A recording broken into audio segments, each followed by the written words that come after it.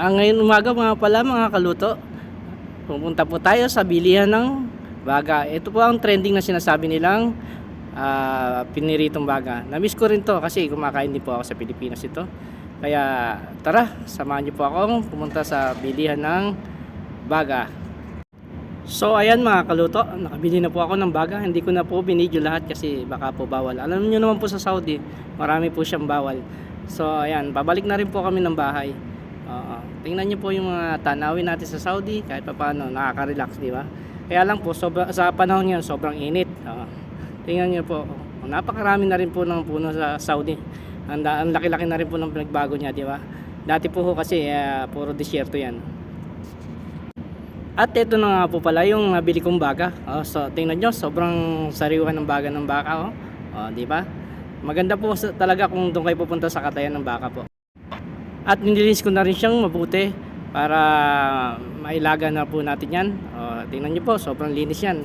Ilang beses ko po siyang binalawan. Yan, nilagay ko na po siya sa malaking kaldero para po ilagan. So ayan, nalaga ko na po, hindi ko na po pinakita. Basta ang nilagay ko po dyan ay paminta, buo po siya, laurel, luya. Ayan po ang mga nilagay natin dyan sa ating ano. Ayan na po ang mga gagamitin natin sa pagmamarinate ng ating baga ng baka. Ayan po, may asin tayo, toyo, suka, oyster sauce, anato powder o atsuete. Saka po mayroon po tayong pamintang powder po yan. Saka po yung ating bawang. Ayan, buo po siya. Kailangan po maliliit ang hiwa. Saka po lalagyan po natin siya ng sugar. Pwede po siyang red or white. Kayo po ang kung ano available nyo. Ayan po, pinas forward ko na po siya. Music please.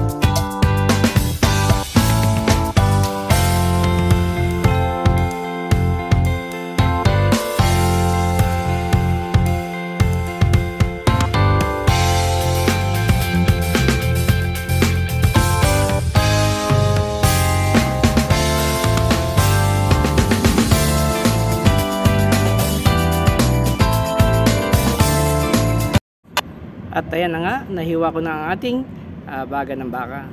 Tingnan nyo po, nilagyan ko na po siya ng toyo. So ayan, ready na po nating i-marinate yan.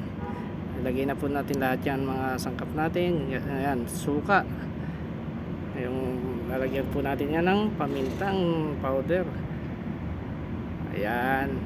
So ayan, sugar po yan, lalagyan din po natin. Saka po yung asin, kahit konti lang po.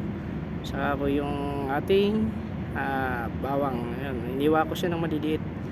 Mamaya po maliliit po yung bawang medyo nakalimutan ni naluto yung bawang. Yung oyster sauce, lagyan po natin siya. Ayan, sobrang sarap niyan na kaluto. Sundin nyo lang po ang aking step by step, diba?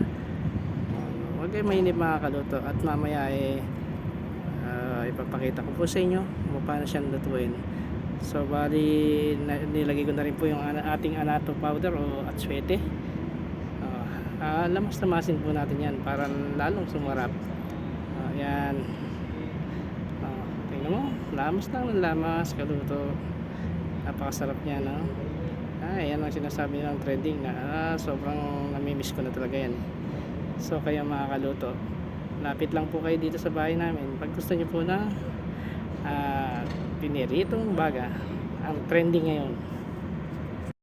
So ayan na nga po mga kaluto, yung nakalimutan ko po sabihin, yung bawang kanina. Ayan, nahuli po siya dahil nakalimutan ko. Alam nyo naman po pag bumabata yung tao alam nyo na.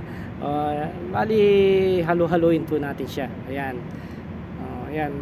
Yung baka po pala natin, nilaga po natin siya ng 30 minutes para malambot po yung pagkain. Ayan na po, okay na po. Ilalagay na po natin siya sa ating ref. Ayan po, takpan na po natin siya. Ayan po. Ilagay na po natin siya sa ating ref. Bali, mamarinate po natin siya ng isang araw para sobrang linamnam po ng ating piniritong baga. At ayan po, natapos na po nating i-marinate ng isang araw. Kunin na natin yan mga kaluto. Tapos umpisa na po nating gawin yan. So ayan na po ang kinalabasan ng ating baga. Ayan, halu-haluin po natin siya para makita po natin. Alam niyo po na lasang-lasa po yung bawang niya.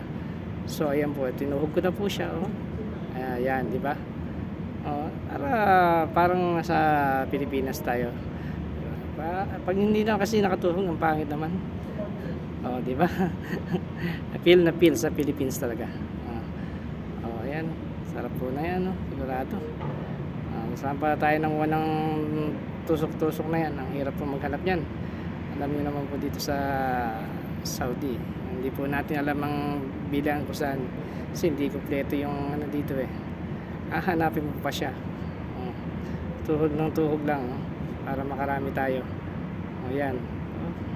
Ay fast forward na po natin. Sobrang music please.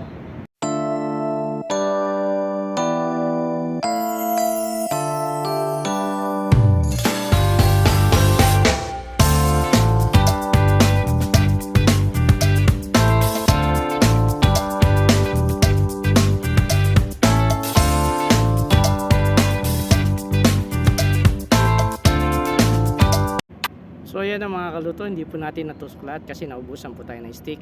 Bale, ayan po yung aking nagawa. Tingnan nyo po, parang Pilipinas talaga. Kulang na lang sa baga natin iluto. At syempre, hindi mawawala yung mga audience natin. Ayan po yan. Syempre, may pre-taste tayo dyan para alam nyo na para-paraan lang. Ayan, tingnan nyo, pinatikin po siya, sabi niya, masarap ba? Okay naman siya, pero biniro niyo ako, ang kunat naman yan. Joke lang po niya yun. At niluto ko na po ang ating napakalinamnam na baga ng baka. So ayan, nagpainit na po ako ng mantika sa ating kawali. Bali, ilagay na po natin ang ating piniritong baga. So ayan, start na po natin yan, no? Parang tingin pa lang, napakasarap na yan mga kaluto. Step by step lang talaga. Sariling gawa ko po yan. Siyempre, sa pagluluto po, experience lang po talaga. Madali po siyang makuha sa isang tingin nyo lang, basta marunong na po kayo. Mahaba po ang ating pagluluto, kaya kailangan po natin ng music. Ang pamalakas ng music natin, pasok.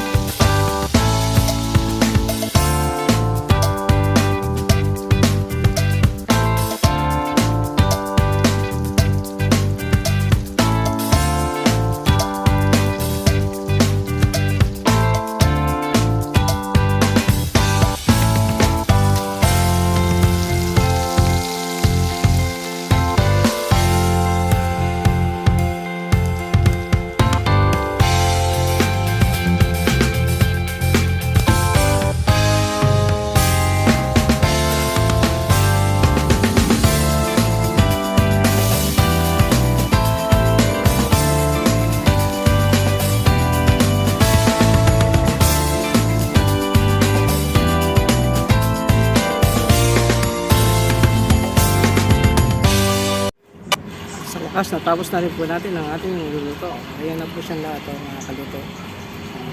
Sarap talaga niya. At hiniwa ko na rin po ang ating mga gagamitin sa ating napakasarap na sausawan. So ayan, hiniwa ko na po ang ating sibuyas. Saka po yung ating sili. Ayan po yung mga gagamitin natin dyan sa ating sausawan. Siyempre, hindi mawawala po yung toyo nya. Ayan yung sili natin.